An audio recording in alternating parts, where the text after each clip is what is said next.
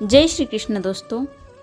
अर्जुन के उलझनों भरे सवालों का जवाब देते हुए श्री कृष्ण तीसरे अध्याय के तीसरे श्लोक में कह रहे हैं, श्री भगवानुवाच लोकेऽस्मिन् द्विविधा निष्ठा पूरा प्रोक्ता मया नघ ज्ञानयोगेन साङ्ख्यानां कर्मयोगेन योगिनाम्।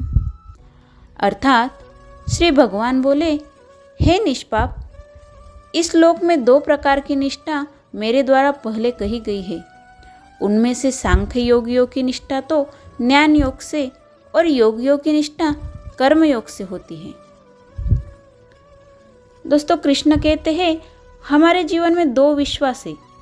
एक है ज्ञान योग मतलब सांख्य योग जो रिलेट करता है हमारे नॉलेज से, और दूसरा है कर्म योग जो कि हमारे एक्शन से, हमारे प्रैक्टिकल बिहेवियर से, हमारे कर्तव्य से जुड़ा है।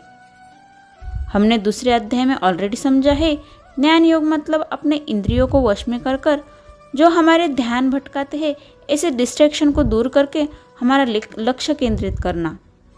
और कर्मयोग मतलब जब एक लक्ष्य, एक गोल, एक काम करना सोच लिया तो बस उसी पे पूरी मेहनत और लगन के साथ करना, बिना उसके फल की चिंता या फिर आसक्ति किए, और इसे ही कहते हैं निष्काम कर्म। आगे श्री कृष्ण कहते हैं, न कर्मणामनारम्भां नैष्कर्म्यं पुरुषोऽश्नुते न च संन्यसनादेव सिद्धिं समधिगच्छति।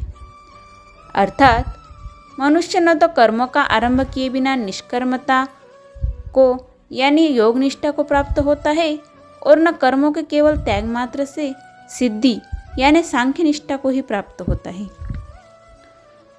दोस्तों, ज्ञान योग का एक अर्थ संन्यास भी होता है।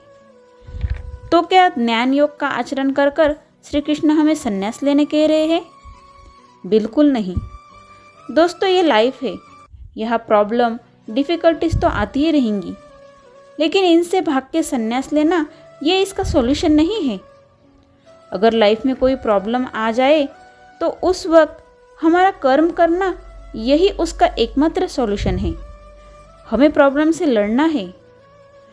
प्रॉब्लम से भागकर अगर आप अपने कर्म को ना कर कर सन्यासी बन जाएंगे और सोचेंगे कि आप तो कर्मयोगी बन गए, अब आपको मोक्ष मिल जाएगा, तो ये बिल्कुल भी संभव नहीं है।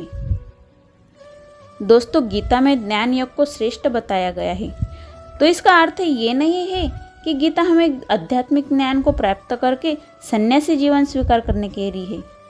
उल्टा गीता तो हमें उन कर्मों को करने कह रही है जिसके लिए हम इस संसार में आए हैं।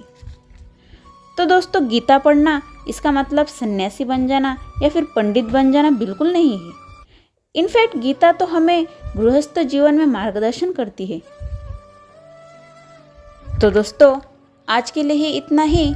आप मेरे चैनल भक्ति विद पूनम को सब्सक्राइब कर लीजिए ताकि गीता का संपूर्ण ज्ञान आपको ऐसे ही आसान भाषा में स्टेप बाय स्टेप मिलता रहे। मिलते हैं कल सुबह 6 बजे नई वीडियो में नए श्लोक के साथ। तब तक के लिए राधे राधे।